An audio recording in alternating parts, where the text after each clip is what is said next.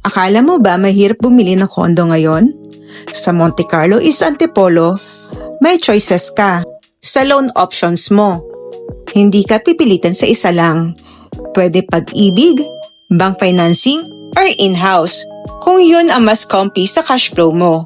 At ito pa, may pre-appliance kapag nagpa-reserve ka. So paglipat mo, hindi ka zero start. Mas malinaw ang options, mas kontrolado ang budget, mas gaan ang desisyon. Gusto mo bang malaman kung alin ang pinakabagay sa'yo? Message mo lang ako.